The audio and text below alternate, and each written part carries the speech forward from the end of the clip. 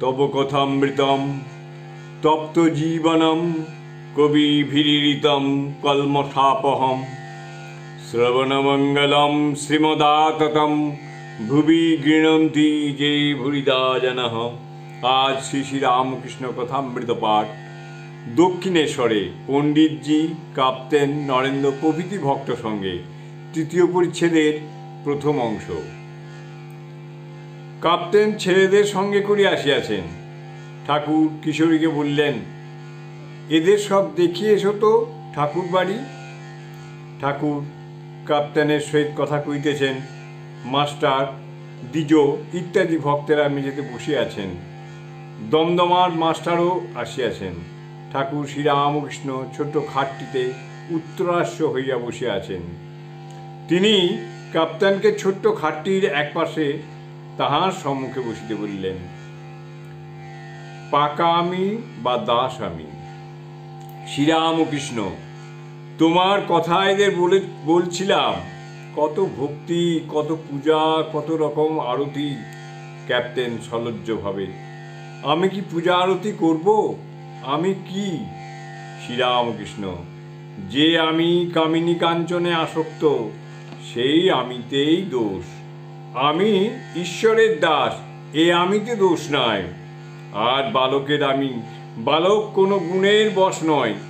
এই ঝগড়া করছে আবার ভাব, এই খেলাঘর করলে কত যত্ন করে, আবার তৎক্ষণাৎ ভেঙে ফেললে।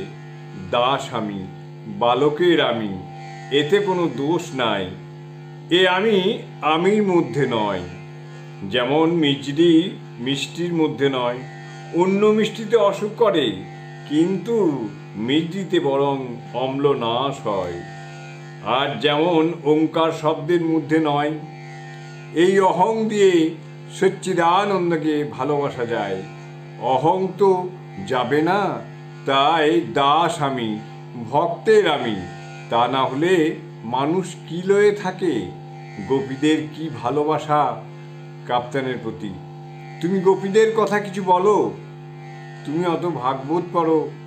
কাপ্তেন, যখন শ্রীকৃষ্ণ বৃন্দাবনে আছেন, কোনো ঐশ্বর্য নয়, তখন গোপীরা তাকে প্রাণপেক্ষা ভালোবেসেছিলেন, প্রাণের থেকেও বেশি ভালোবেসেছিলেন। তাই কৃষ্ণ বলেছিলেন, আমি তাদের ঋণ কেমন করে শুধব? যে গোপীরা আমার প্রতি সব সমর্পণ করেছে, দেহ, মন, চিত্ত। শ্রীরামকৃষ্ণ ভাবে বিভোর হইতেছেন।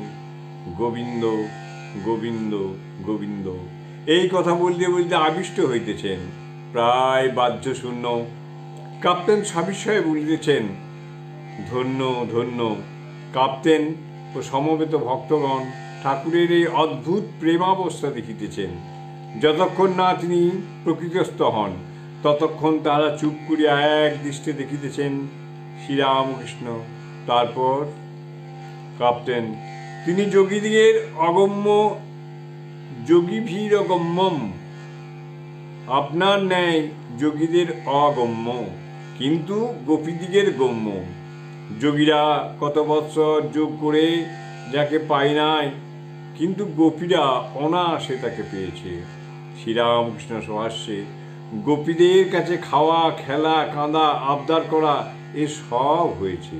জয় ঠাকুর, জয় ঠাকুর।